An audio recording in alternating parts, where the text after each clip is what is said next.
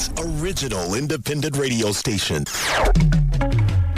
I think that young professionals should move beyond the comfort of their businesses and take ownership of this country. They have always had this mindset that their vote does not count. Are we truly ready? I feel I can make it. The political terrain is harsh. I am determined to give it a try. I am not discouraged. I am not deflated. We the 77, we can make it. The future belongs to us. We the 77, 5:05 p.m. Every Monday on Rapower FM.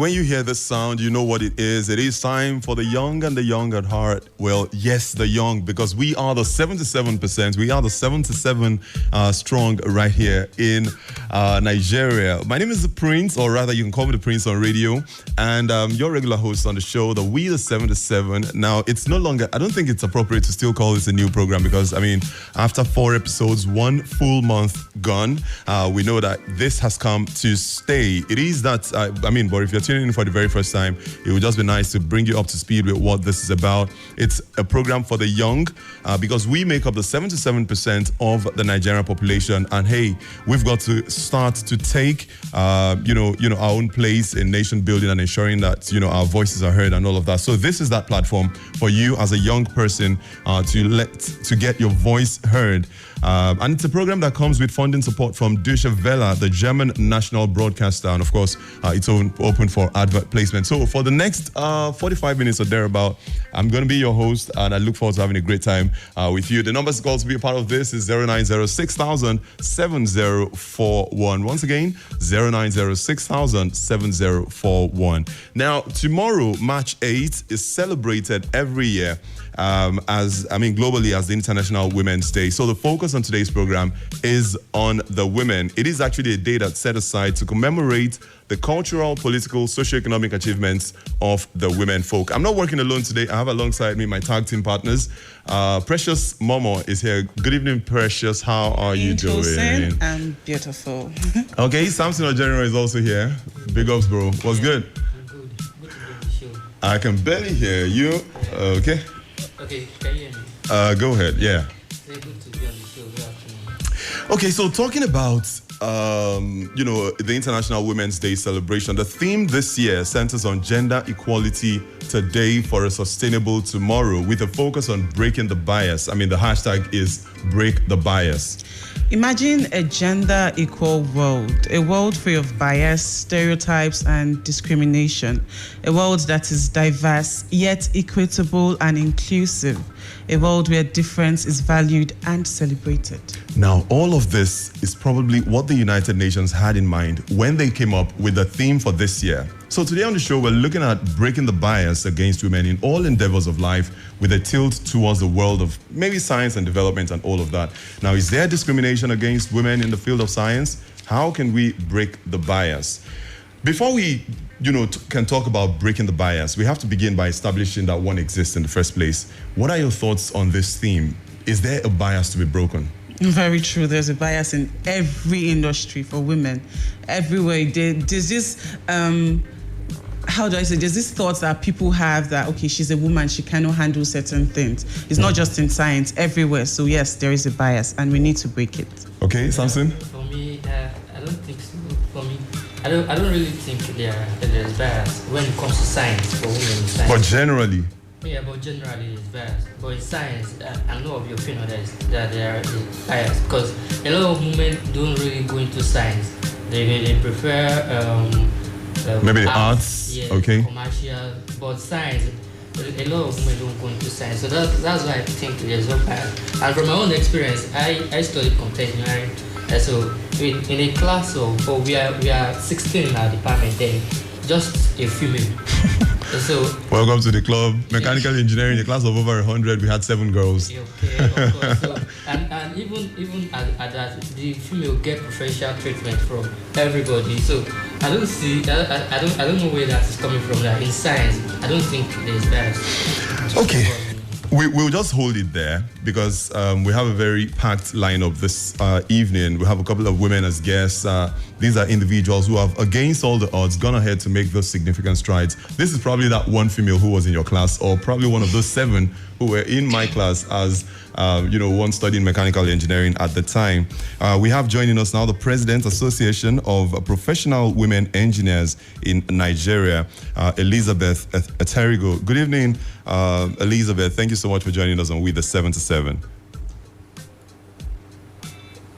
Hello? Okay. Elizabeth, can you hear me? Hello, can you hear me? Okay, loud and clear. Yes. We're glad to have you. I said, it's a pleasure. Good evening. Okay, we have a bit of a divided house this evening. Precious here says there definitely is a bias against women, and Samson is of the opinion that it isn't so. But his argument is that women generally are not even interested in the sciences, much less the engineering, like you are.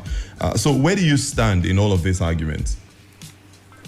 Yeah, I tend to say that women are interested in engineering. For saying women are not interested, it's because they are not aware. Information is power, and that is what the association does. If you take example, in my own case, I chose engineering, but I wasn't aware of engineering. It was just either a medical doctor, you are a nurse, or you're a teacher in those days. So advocacy is important. If they get to know what engineering is all about and what they do, there's no reason why anybody would be interested in engineering. Because women, their nature, if you look at women naturally, they are endowed from God to solve problems. A woman has passion.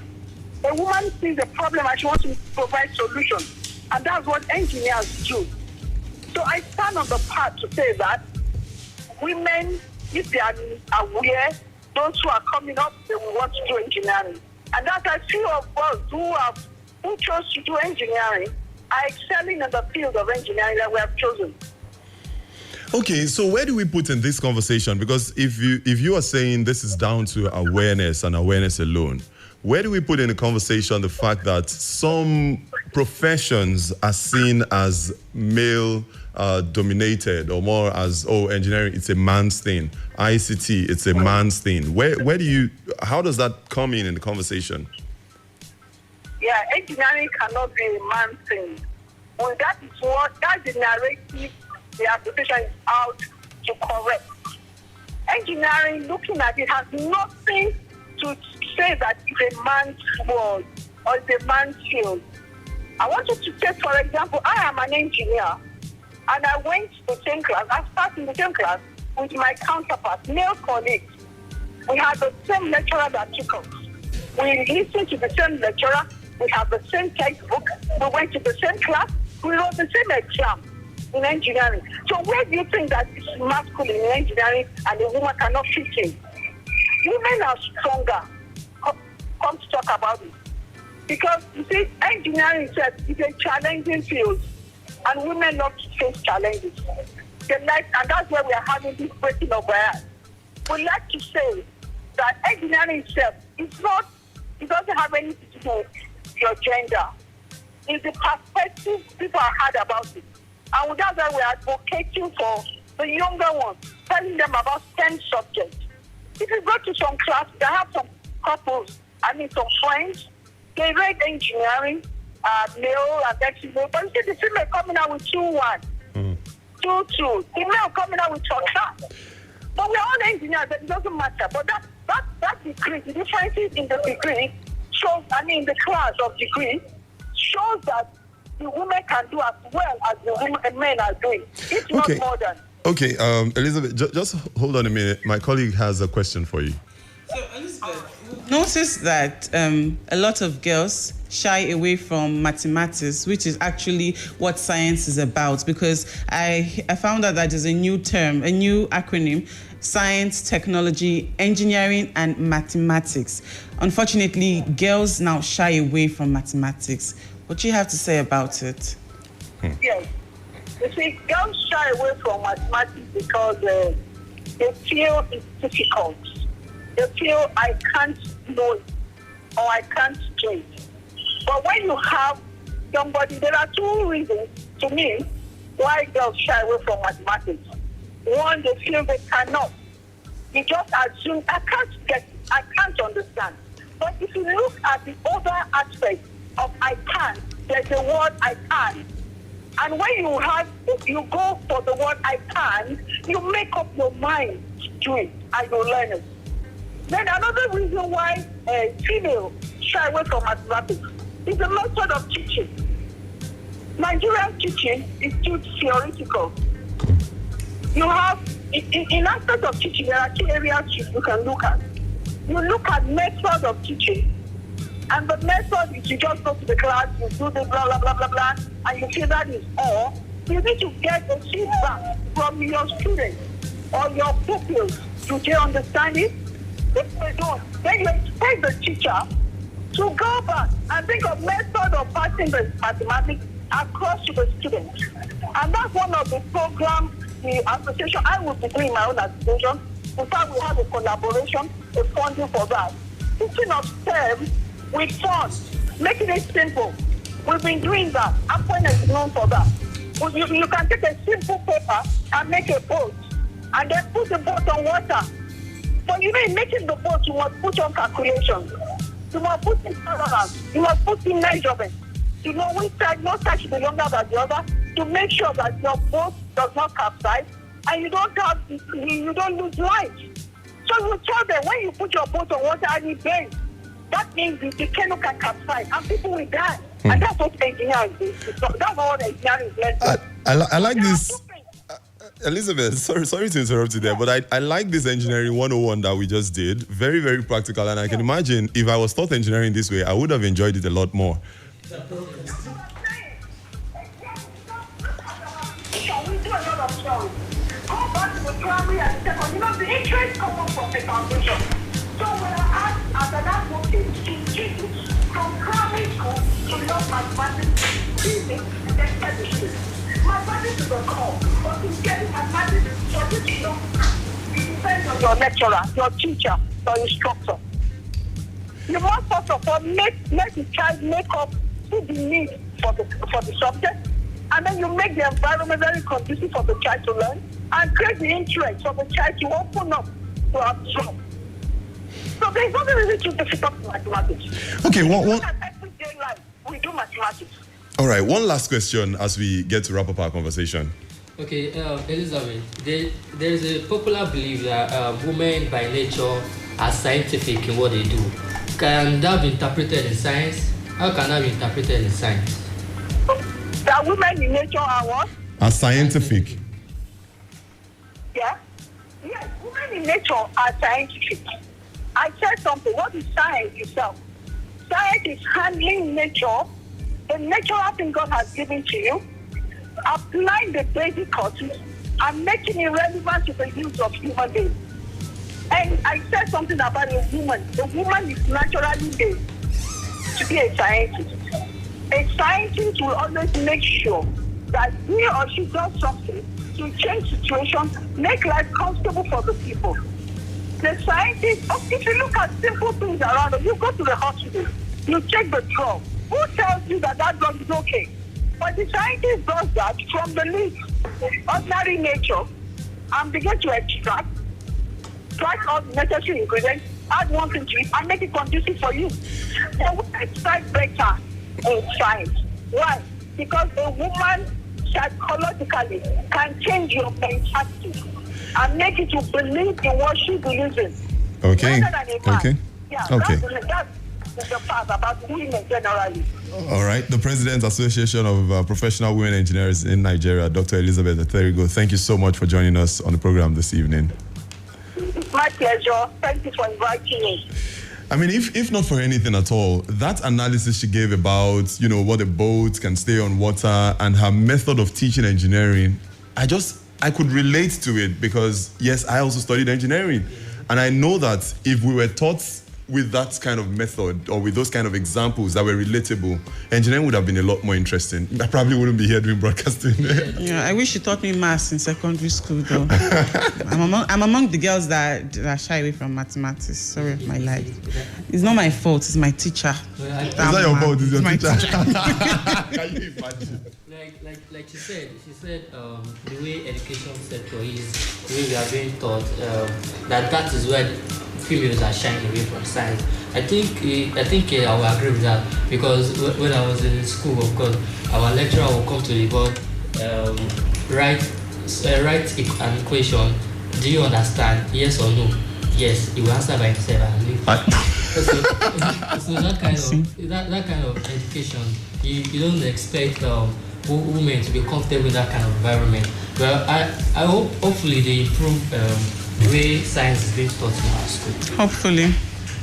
Okay, well, it's still we, the 77%. It's now 21 minutes past 5. We're going to share with you very quickly the profiles of young women who are, doing tremendous stuff, making tremendous strides in various fields. I know we have Ozak Obazi, Oluwaseyi Esu. Let's just have a little bit of that profile. Okay, yeah. So Ozak Obasi Oluwaseyi Esu is a 30-year-old Nigerian electrical engineer who is the technical lead at the BRE Center for Smart Homes and Buildings. She won the Young Woman Engineer of the Year award in 2017. She has supervised the construction of over 16 primary and secondary schools across the UK within her first 2 years in the company. In 2013, she won the inaugural Energy Young Entrepreneur Scheme, which is worth 2,000 euros, approximately a million naira. She was named one of the Women's Engineering Society's top 50 women in engineering under 35. In 2017, the Institution of Engineering and Technology Young Women Engineer of the Year award was given to her. Still in 2017, she won the Institution of Engineering and Technology Mike Sargent Career Achievement Award for young professionals in recognition of her contributions to engineering and technology. If you ask me, that's a very pretty, impressive profile. So, well, there are more another exciting profile here. I have Ofodili Amulika Nkedim. Ofodili graduated from Covenant University, where she studied electrical and electronics engineering. She later got a PhD in control engineering from the University of Leicester, England. Currently, she's a lecturer at the Air Force Institute of Technology, Kaduna, teaching in the aircraft maintenance and aircraft engineering department. Okay, we now have another guest joining us, someone who has also broken barriers and has made, like we mentioned earlier, tremendous strides, especially again in the area of, this time around not engineering, but nuclear physics. I mean, this, for a woman, as a matter of fact, she's got a PhD in nuclear physics. I'm talking about Dr. Faiza Ahmed, who is only 33 years old and has achieved this much. Good evening. Thank you very much for joining us. Okay, we're just going to get Dr. Faisal on. Okay, hello? Hello. Okay, yes, we have you on board now. So, nuclear physics, 33 years old, and you're a woman, also a doctor, and all of that. How did all of this happen? Hello. Hello? Am I with you? Yes, we have you. Okay, I'm listening. How did all this happen to me? I mean, it's a very big feat. It's not one that's common for a woman going as far as nuclear physics. I mean, the ordinary physics, the basic physics is even a big enough challenge. But a PhD in nuclear physics, that's some achievement there. Yeah, it's true. So, good evening, everyone. As already introduced, my name is Faiza Ahmed, and I'm indigenous of Kano State, and then currently an academic staff from the Department of Physics at University Kano in the field of nuclear physics. So it all started. Basically, we know that developing countries have the challenge of education. And Nigeria being one of the developing countries face this challenge as well. So this leads to the coming down to the northern part of Nigeria, which also we have the problem of girls' child education, starting from the primary up to the tertiary level. So this inspires me to go into the field and see whether I can make a positive impact later on bring a change in the society I'm in, and then later to the Nigerian society as well. Okay, Dr. Faiza, talking about the theme for this year's International Women's Day celebration, breaking the barriers and you're breaking the bias, as it were. Now, you are one who has broken that bias, that whole the women's duties in the room, or the women should not be educated. You have broken all of those biases. What would you say was the turning point? What was that moment for you where you knew that, yes, you could do it and you're going all out to follow your dreams and pursue your dreams? Well, I will say the challenges hand in hand with how I cope with the challenges. Definitely, there are numerous challenges that I have faced. The first one started when I was an undergraduate student. I started early at the age of, 16, 16. So I found myself in the mirror of my senior students. But despite that, I find my way to graduate among the top 10 of the class. And then the most challenging part is when I started my postgraduate studies. That is when your level and thinking capacity has increased. I would like to make an impact on the society. It started when my MSc work started in the analysis of bleaching films, which I tend to understand that the men in the society are more attracted to the ones that are fair in complexion. So I now sit down and wonder what will be the constraint of these films that we are using, and how do I get to people, reach out to them so that I will make them understand that these bleaching films they are using have a negative impact on their skin. Are you with me? Yes. Okay. Doctor, not a lot of women go into science. Like we've said, you've broken the barrier in science, and not a lot of women, especially from the northern part of the country, goes into science. Like what inspired you? What inspired you choosing science as a profession? Well, it has a very positive impact that will be made in my society, because there are so many challenges here in the northern part of Nigeria, as you said. But for you to let people understand why is it needed for them to get into this education field, make positive impact on the society. So in that case, you have to make yourself into the field of science, and then I have a positive impact on that. We try as much as possible to focus my research based on how will I create the level of awareness to people to know that the research that we are trying to conduct will play a very vital role in their health effects, in their environment, and way of living, how to carry out the effects of poverty, health, and freedom of women as well. Because these are most of the challenges we face here in the northern part of Nigeria. As a challenge that has been on me during my postgraduate studies, I took an examination of breast milk concentration and see the variation within locations in the northern part of Nigeria.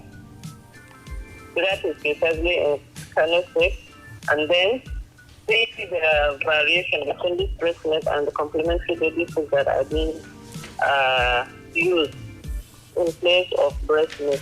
So in that case, we can be able to see the variation and see the effect, and now get to pass on the information to the entire society as well. Okay, doctor, were there any obstructions or distractions from family and friends? Were you not told, you're a woman, why go into science? You should get married, raise children, do something else. Was there any kind of distraction like that? Of course, there is so much distraction because currently, as I'm saying to you now, I'm married with 5 children. Oh. It has not been now that I have started this challenge. For example, now I have one workshop that is organized by the International Center for Theoretical Physics in Senegal. At that time, I was the only female that was selected in Nigeria. Oh. But unfortunately, I had a baby last time. Oh. So I had to inform them that if I will come, I had to come with my baby. If they will agree, I'm ready to come and I'm willing to participate.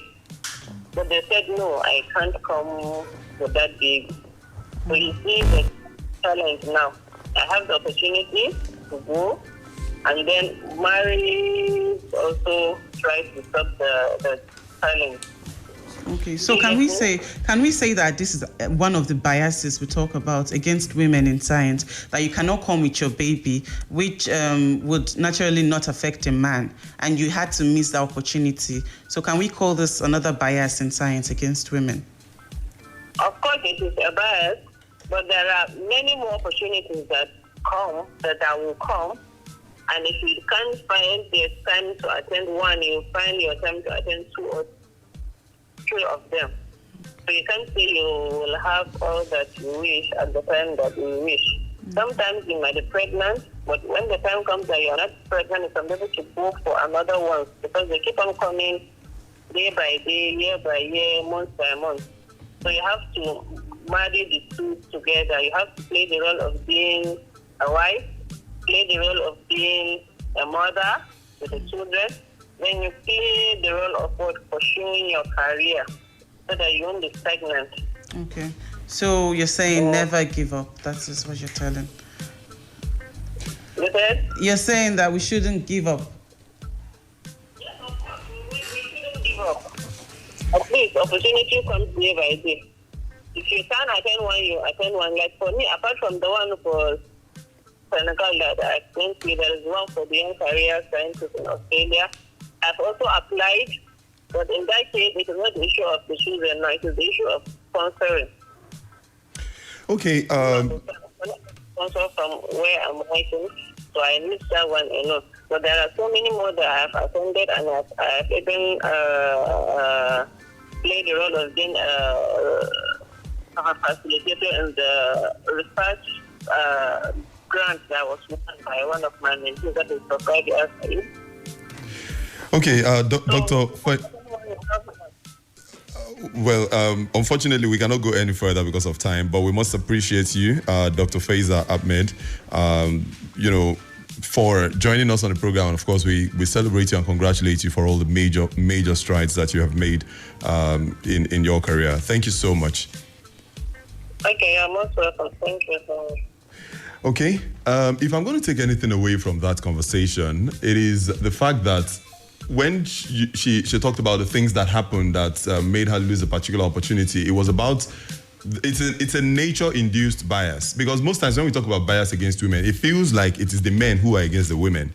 But this, from that experience, you cannot say she shouldn't have the child. She had the child, and it was obvious that the child would be a problem or would be a hindrance to doing that. What?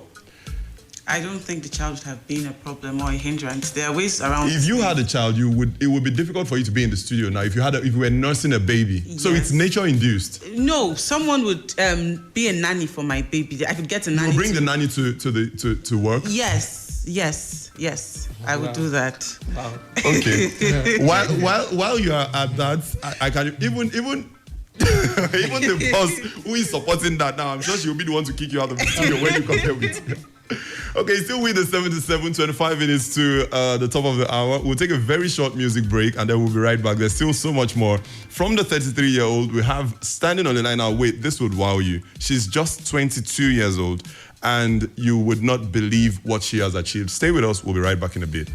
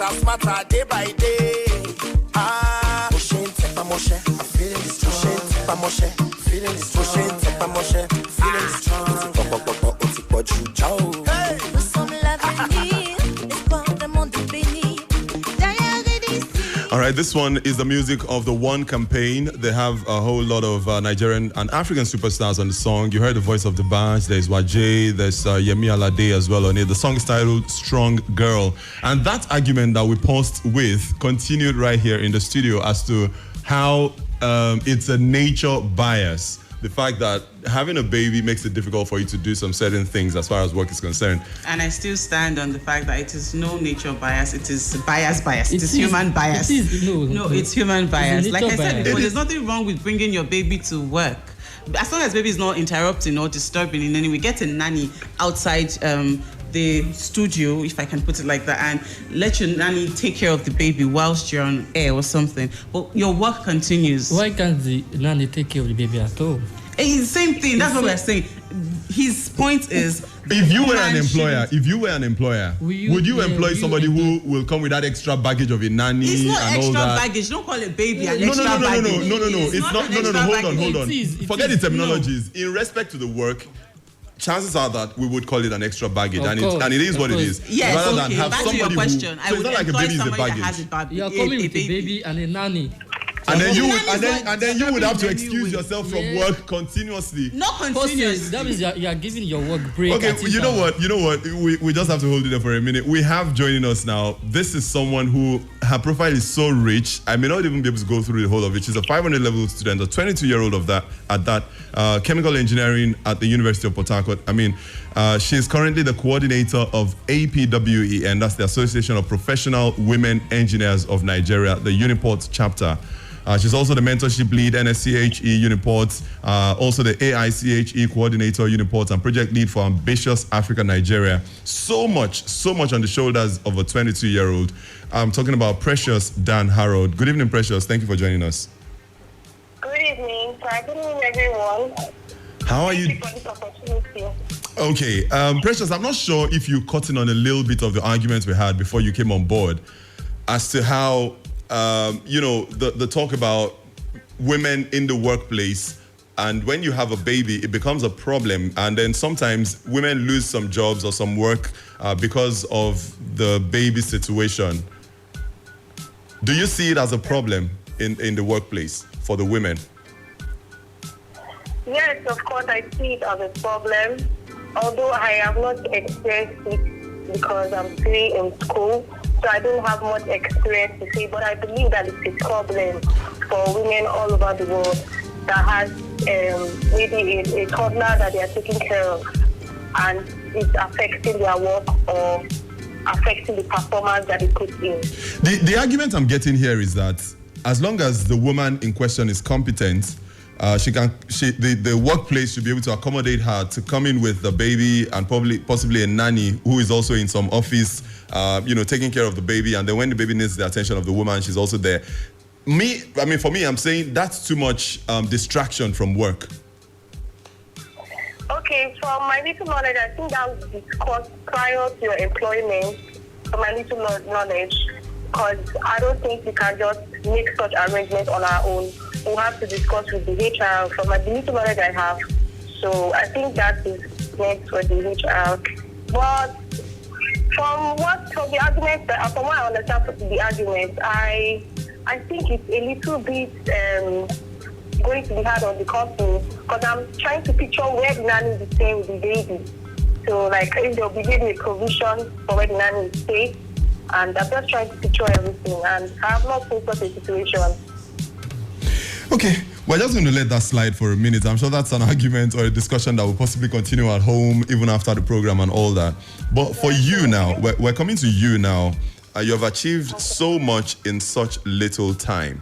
Can you just summarize your success story in possibly 30, 45 seconds? I know that's difficult. Okay, so I'll start by thanking God for the grace that you are giving me and the kind of parents that God gave me. So my dad is someone that is much of like he's into science. I used to watch National Geographic, and that opened my mind to science. As I was young, I wanted to be an astronaut actually. But with the tedious task for astronaut and the little opening for astronauts in Nigeria, I shifted towards chemical engineering. So I was fascinated with chemical engineering and how you can use one product to get so many byproducts that is being everywhere. So that was what led me into engineering. So now I'm in school.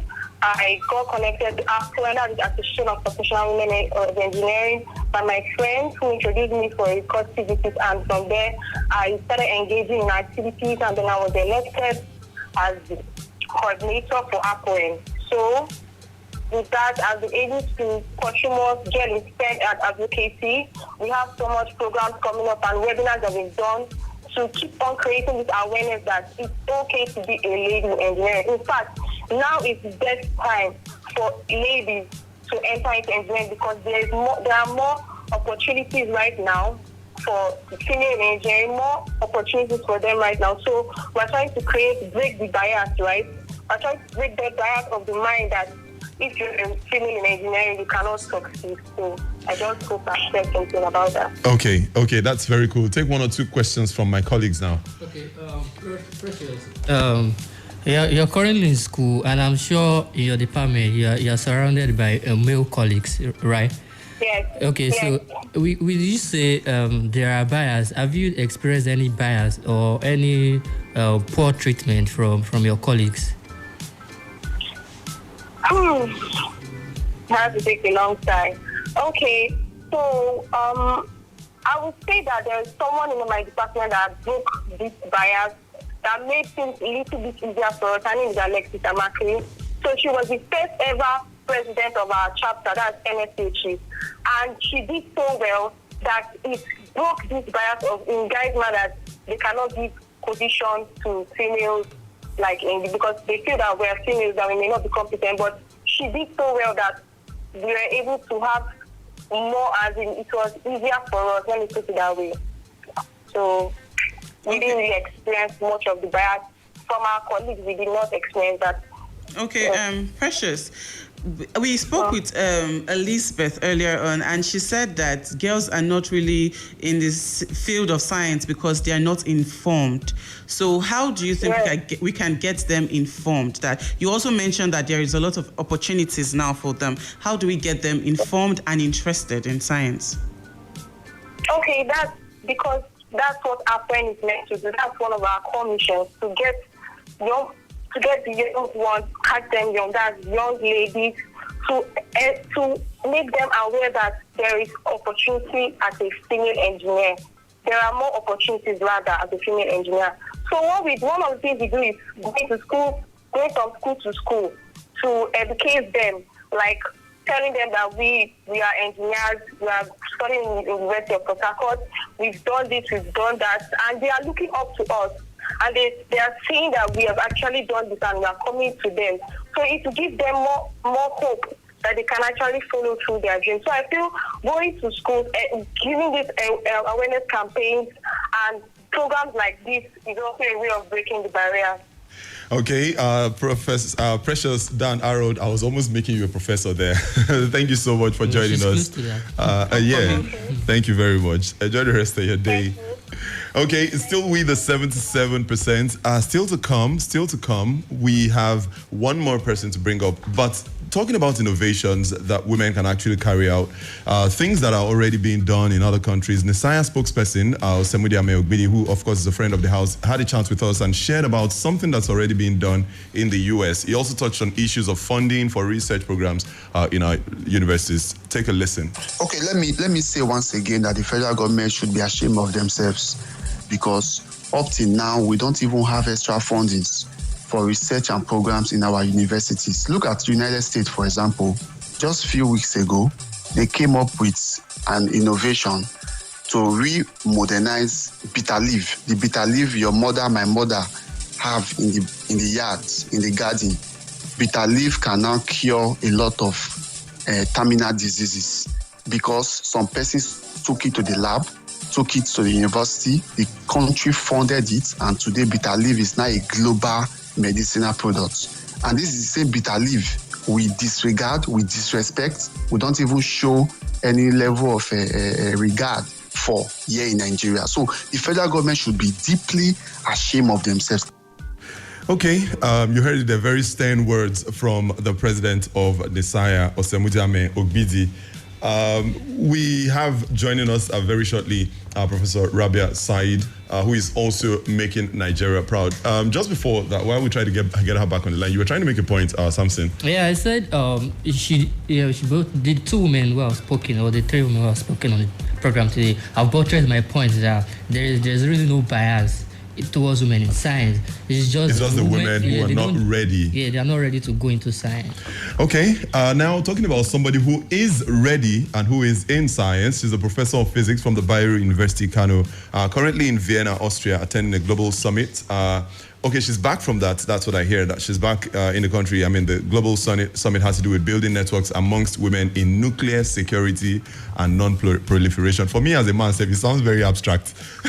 Now, Professor Rabia is the only Nigerian professor that won the Global Research Grant awarded by the multinational non-profit organization CRDF. They encourage safety, security, and sustainability in science, innovation, and collaboration. Good evening and welcome to We the 77. Good evening. Can you hear me? Yes, we can hear you loud and clear. Thank you so much for joining us. Okay, thank you. I think I got back yesterday anyway. The meeting ended and I'm back. Okay. Now, coming back from such a summit, I'm sure you have a whole lot to share, and there's definitely a lot that the younger people can learn from you. We've had a robust conversation all along. We have just about 3 minutes to spend with you and would love to just tap into your wealth of knowledge. What words of inspiration do you have for the younger people, especially the women in the areas of, science and exploring all that's available to be explored in all that? I would like to say to the young girls or young women who are coming up that this time is actually a good time for them, because if we had the opportunity that they have now, I think it would have been the challenges would have been less for us. During the time we were coming up and trying to make our mark in the science field, there was no International Day for Women and Girls in Science. But now, every year, February 11th is recognized as the International Day for Women and Girls in Science. So that's in particular. And then coming up to the 8th of March is the International Women's Day, which celebrates all women. All of these opportunities are opportunities that came up in support of women. After 3 years, after launching the International Women's Day, they realized also that apart from all fields in which women face challenges, there are particular challenges faced by women and girls in science, and therefore that day of recognition was also created. And it brought in opportunities. So for the girls, that is one of the things that I would say, that now is the time for them to be able to take and make good of these opportunities that are there for the support. There are scholarships that are specific to women. It will come and it will say, or specific to women in science or girls in science. So specifically, that narrows the field for girls and women to apply and be able to get those scholarships. And there are also awards. But I don't know, I listened to all the talks that had been given, and I want to just chip in a little bit about the theme for this year. Okay. Breaking the barriers and the bias.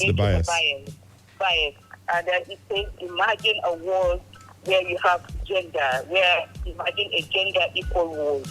And we have this same color, purple, green, and white. And I want to say that there are challenges, and I agree that there are bias. These bias are there. We cannot dispute them because history also backs it up. And what I will mention just one or two, and this is for the women they experience bias and being forgotten for recognition.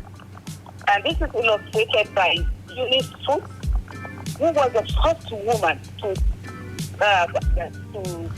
put in a paper on climate change science. We know how much climate change is in the arena. Climate change science in 1852. Unfortunately, she was not recognized and given a prize, a Nobel Prize for this,